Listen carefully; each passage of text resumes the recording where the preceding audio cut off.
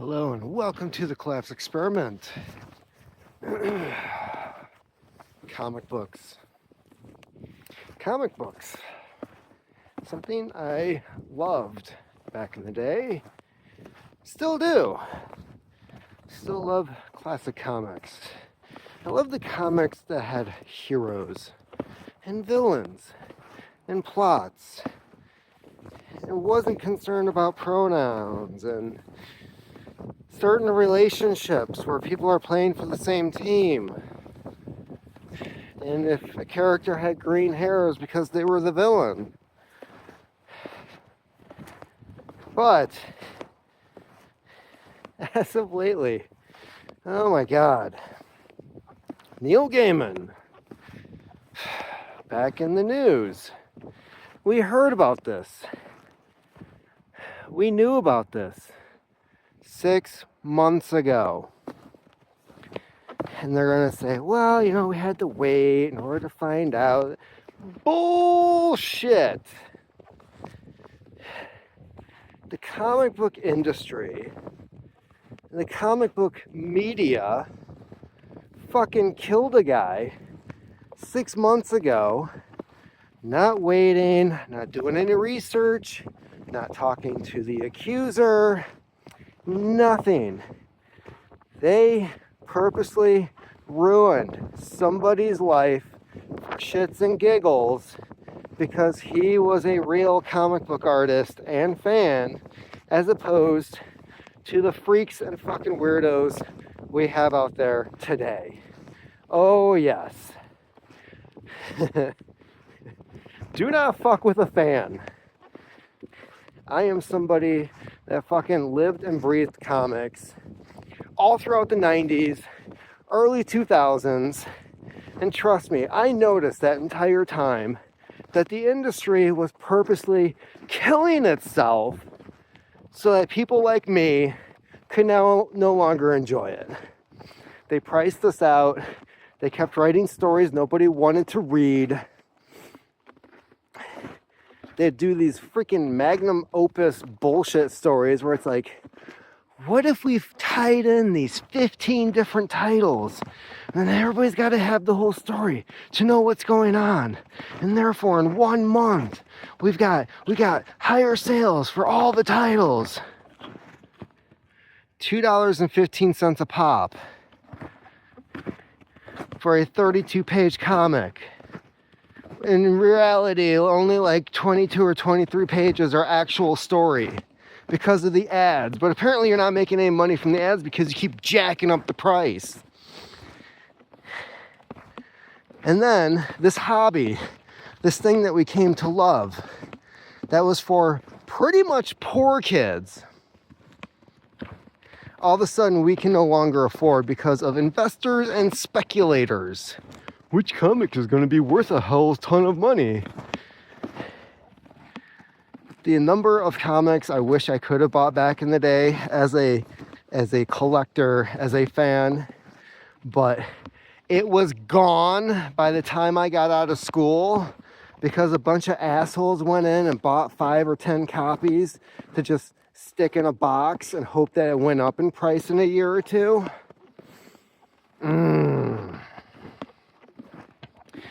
So as of recently, Dark Horse Comics, apparently they just got the memo that Neil Gaiman, who they had a nice contract with, is a predator, an evil person, somebody who society should look down upon. It took them 6 months to figure that out. Other publishing companies slowly are starting to drift away from this guy. It pisses me off. It pisses me off so bad that this guy, who actually has court documents, affidavits, written testimony as to what happened from several people, not just one who did a stupid post on the internet trying to get attention because she's a fucking slut and a whore. Yeah, Molly Dwyer, I'm talking to you. I heard about those Instagram posts, and you're wondering why people are making lewd comments to you. Well, when you have when you're holding your face over a toilet and it looks like a certain white substance is drilling out of your mouth while somebody else is taking the picture, calling a spade is not that's not abuse. It's basically what you're asking for, right, Molly? So yeah, these companies, if they took any of this bullshit seriously, like believe all women, if they really did, you know what? They would have cut off Neil Gaiman and said, until further notice, till all this bullshit is cleared up, hey, if he's found innocent, we'll work with him. But in the meantime, oh no, because he is their little baby, their poster child, their fucking cash cow. He is their golden calf. They worship him. I don't know why. I became interested in Neil Gaiman years ago, back in early mid-90s, because I was coming across issues of the Sandman in the quarter bin. And I was like, what is this? What are all these Vertigo comics? Oh, this is something new. Which, by the way, I'll put this out there, and I hope somebody gives him the message. Animal Man. Wow. Vertigo, DC. That was an amazing series. That was something that I enjoyed reading. Sandman, not so much. It was a pretentious comic for people who thought they were smart. If you were hanging out at the local coffee shop listening to, I don't know, They Might Be Giants while wearing the majority of black, and guy or girl, didn't matter, you had eyeliner on, that was the audience that was reading Sandman. Yeah, so I didn't cut myself enough today. Still gotta get that in. And I'm supposed to be taking my antidepressants, but I really love to embrace it because my depression is who I am. Those people. Sandman, never. Almost never. I may be wrong, but I'm pretty damn sure it was never in the top 100 sales for the month at any point in time. And yet, Vertigo would just keep it going. I don't know whose dick Neil Gaiman sucked, but apparently somebody owed him a few favors. No idea. So yeah, Neil Gaiman, an actual sexual predator. Nobody's paying attention to because they made so much money off of this dude over the years. And again, I never watched the Sandman show on Netflix. By the time that came on, I was just like, yeah, no. Like, I already wasted my time with the comics. I really have no interest in this either. Lucifer, never watched it. I know that's not him, but hey, still, I believe that was a Vertigo series. The only thing I ever actually had any interest in watching was stuff based on Garth Ennis. As for Neil Gaiman, I don't understand. And part of me has like little sympathy for the people who are making these accusations as it is. Because if there's one thing that guys have noticed is that women gravitate towards these pieces of shit.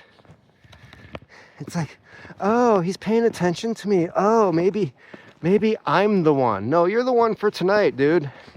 Dudette. whatever your pronoun is. Because I'm sure that crowd also loves the Neil Gaiman comics, right? And it's amazing. This guy who's like, oh, I am a feminist. You are one of the creeps who you'll stick up for female rights as long as you have access to certain female things, right? That's how that works, Neil. As long as you'll support their rights, as long as you have the rights to certain things. That's how that works.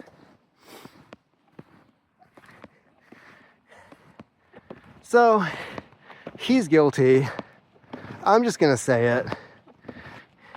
It's kind of like Cosby and a bunch of the other people that we've seen over the years that have their downfall, right? But like Harvey Weinstein, you know, one of his first accusers, oh, he did this thing to me, the R word, right? He did this thing.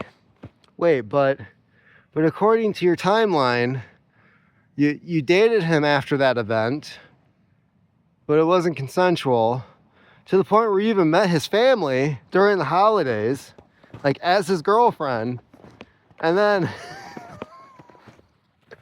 and then there's Neil Gaiman, who even admitted to some of his accusers that him and his wife would find these young girls who are attracted to both of them, by the way, because of course his wife is bi. They'd get these young girls to come back to their house so that they could both have their way with them. Yeah. Is she an accomplice? Well, I'm just saying, if they were married, she kind of signed those divorce papers a little too quick. That's like, oh shit, I need to get out of here before I'm pulled into this garbage. And I need to separate my assets from him, because if he goes down and there's a monetary settlement, that's coming out of my account too.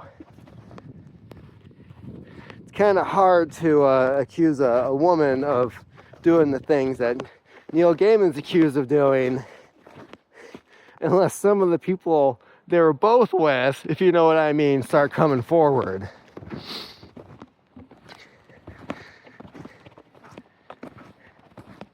Now, these companies are scumbags. The comic book industry is run by scumbags. It's currently employed by scumbags. And they go and they try to destroy anybody who doesn't fit their ideology, makes and draws better comics than they do. I mean, the whole thing is just falling apart. It seems like everything is falling apart. I had one viewer on here suggest, why don't I just start making my own comics? Since there seems to be this void of like actual good material out there. And there are people doing that. If you're tired of the comic book industry, there are websites out there where you can pay or donate. I don't know what the actual term. You can invest in a current comic book project. And once that project reaches a certain amount, you actually get a copy, or however much you put towards it, of that comic that you'll probably enjoy better than the shit that they're putting out. And Marvel, I believe it's Marvel. I'm pretty sure it's Marvel that is trying to revamp all their comics again. I am so sick of that shit. You used to have 10 years, like a good 10-year stretch of a continuous story of character development, of things that happen, 4 or 5 years beforehand that are referenced in the latest issue that you would have known about because you were sticking with the story. Now you can't even have a 5 or 6 issue miniseries without it being canceled after 2 or 3 issues. How they expect this industry to survive, I have no idea. And the fact that they were hiding and trying to wait to see if this stuff with this scumbag was going to blow over. Why does anybody want their money going to these companies anymore? I don't know. I don't understand it. I don't know what they were thinking. At this point in time, I would say that even Dark Horse, who canceled with Neil Gaiman, the fact that they waited this long, and anybody who's going to cancel with him after that, because that's the beginning of that ball of snow going down the mountain. Pretty soon everyone's going to cut ties, because whoever doesn't is going to look like a scumbag, and they don't want to be the last one to do it. They're all scumbags. Every single last one of them. I don't feel bad if the industry goes under. Something will replace it, and hopefully it'll be something better. Keep on typing.